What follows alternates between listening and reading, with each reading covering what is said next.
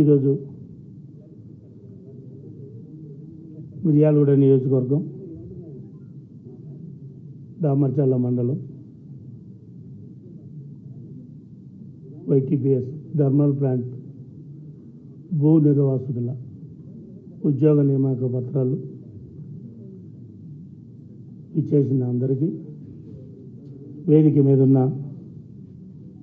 Deputy CM బట్టన్నకి, ఆర్ఎండ్బి minister Komatireddy Venkatareddy గారికి, అలాగే నవీన్ మిట్టల్ సార్, హరీష్ సార్, అలాగే నల్గొండ కలెక్టర్ త్రిపాఠి మేడం గారికి, సబ్ కలెక్టర్ అమిత్ నారాయణ గారికి, వేదిక మీద ఉన్న అందరికీ పేరు పేరున, వేదిక ముందు ఉద్యోగస్తులందరికీ పేరు పేరున ధన్యవాదాలు తెలుపుతూ,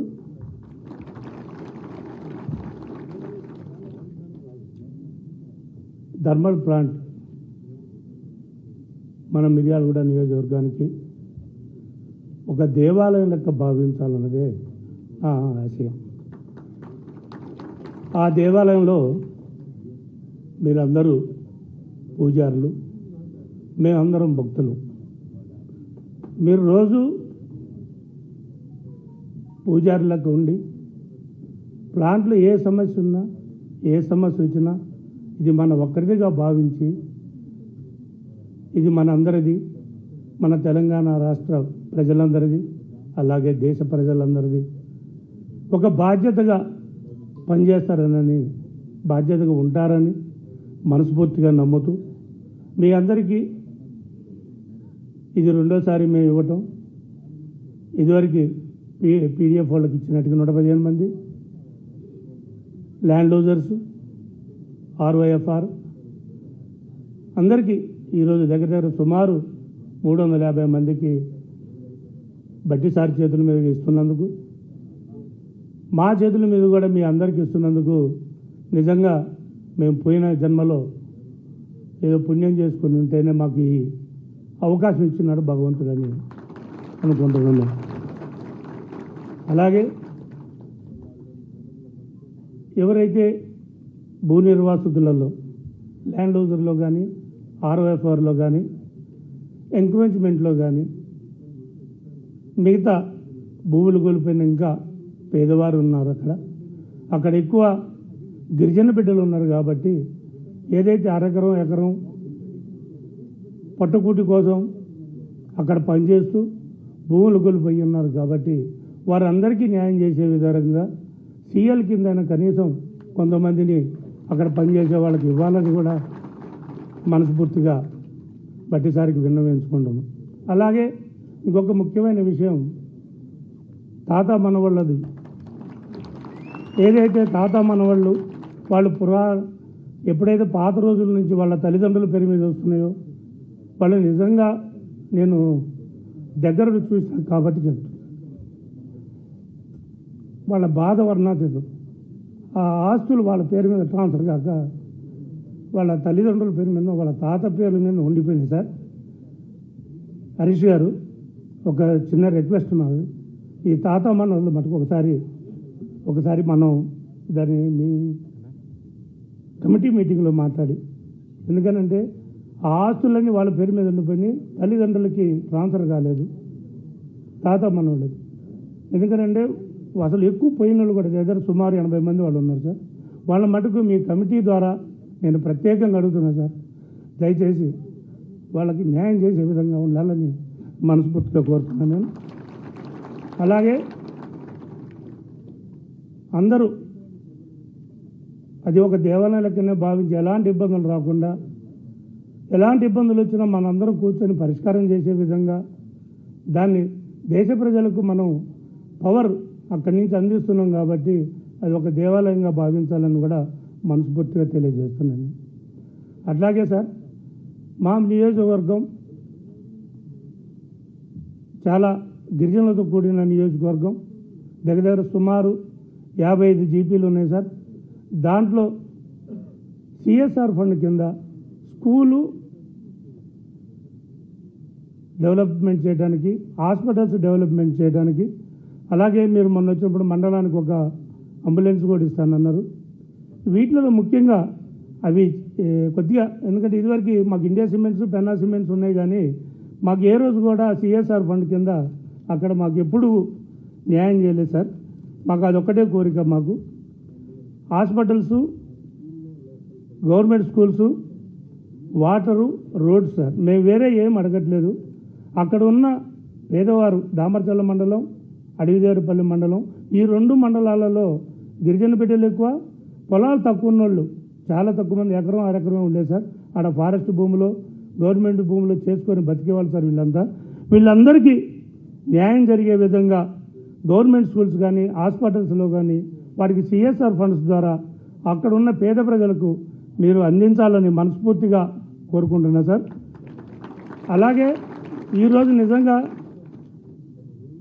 పవర్ ప్లాంటు గత ప్రభుత్వంలో ఉన్నప్పుడు, మన ప్రభుత్వం వచ్చేదానికన్నా ముందు ఒక 2 సంవత్సరాలు ఆగిపోయింది. అది ఆగిపోయిన తర్వాత మళ్ళీ మన ప్రభుత్వం వచ్చిన తర్వాత సీఎం గారు, డిప్యూటీ సీఎం గారు అందరూ కూర్చొని దీన్ని ఆపడం వల్ల ఇంకా నష్టం పెరుగుతుంది అని మళ్ళా అప్పుడున్న కలెక్టర్ గారితో మళ్ళీ అక్కడ మనం యాదాపు పవర్ ప్లాంట్ దగ్గర మీటింగ్ పెట్టుకొని దాన్ని మళ్ళీ ఏదో రకం రీఓపెన్ చేయాలని చేయించి ఫండ్స్ తీసుకొచ్చి నిజంగా అక్కడి నుంచే ఈ స్టార్ట్ అయింది. అప్పటి నుంచి 16 నెలల మించి నిజంగా చెప్తున్నా నేను, సంవత్సరం మించి కలెక్టర్ గారు, సబ్ కలెక్టర్ గారు మీకు తెలియకుండా, మీకు చెప్పకుండానే మీరు రోజు వచ్చి అడుగుతున్నారు మమ్మల్ని. కానీ మీకు తెలియకుండా కలెక్టర్ గారు, సబ్ కలెక్టర్ గారు 18 మీటింగ్లు పెట్టారు నాతో. ఇది 18 మీటింగ్లు. ల్యాండ్ యూజర్లకు ఎలా ఇవ్వాలా, ఆర్ఓఎఫ్ఆర్ఓలు నైట్ పూట 9-10 దాకా కూడా కూర్చొని సబ్ కలెక్టర్ గారు, కలెక్టర్ గారు దీని మీద శ్రద్ధ పెట్టి ఇది మన టైంలో, మన హయాంలో నీకు ఎలా వాళ్ళకి అన్యాయం జరుగుతుంది. ఇప్పటికే లేదా సుమారు 10 సంవత్సరాల నుంచి కోల్పోయి ఉన్నారు వాళ్ళు.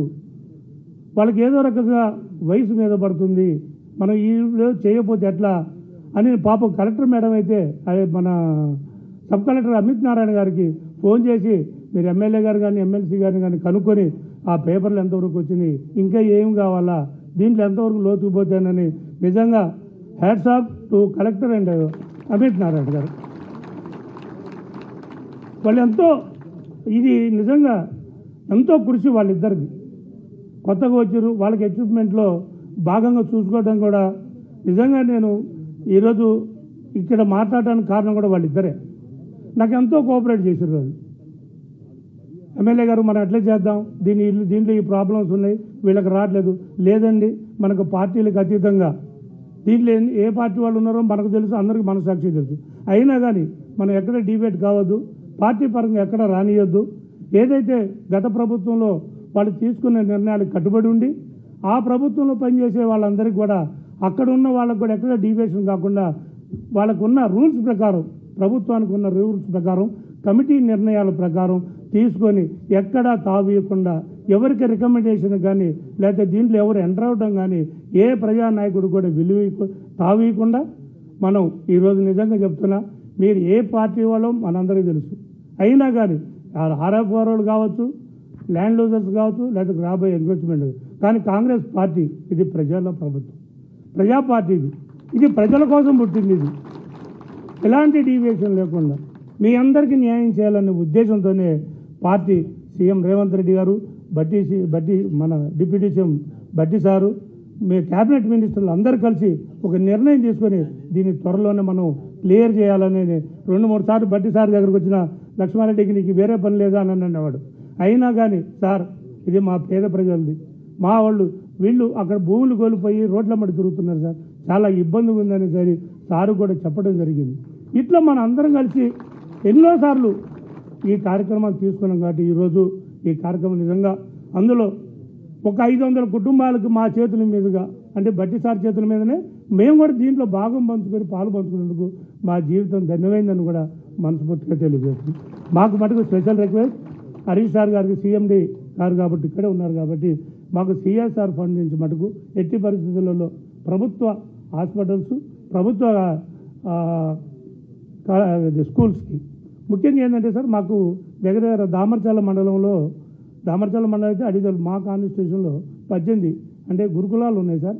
గురుకులాలు అరకొరగా కొద్దిగా ఇబ్బందులు ఉన్నాయి కాబట్టి ఆ సిఎస్ఆర్ ఫండ్స్ ద్వారా ఆ గురుకులాలన్నింటినీ కూడా ఇన్ఫ్రాస్ట్రక్చర్ విషయంలో కొద్దిగా హెల్ప్ చేయవలసిందిగా మనస్ఫూర్తిగా కోరుతూ మరొక్కసారి మీ అందరికీ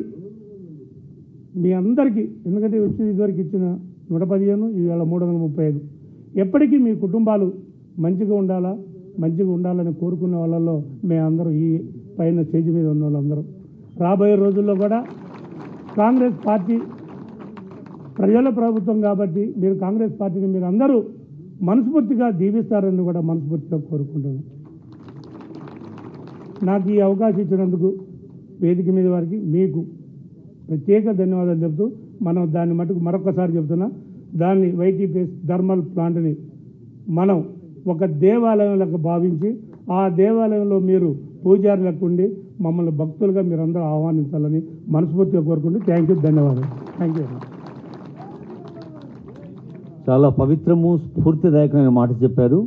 ప్లాంట్ వర్క్ ఈజ్ వర్షిప్ అని తెలుసు మనందరికీ. మనం చేసే ప్రాంతమే మనకు దేవాలయంగా భావించాలని తెలియజేసిన ఎమ్మెల్యే గారికి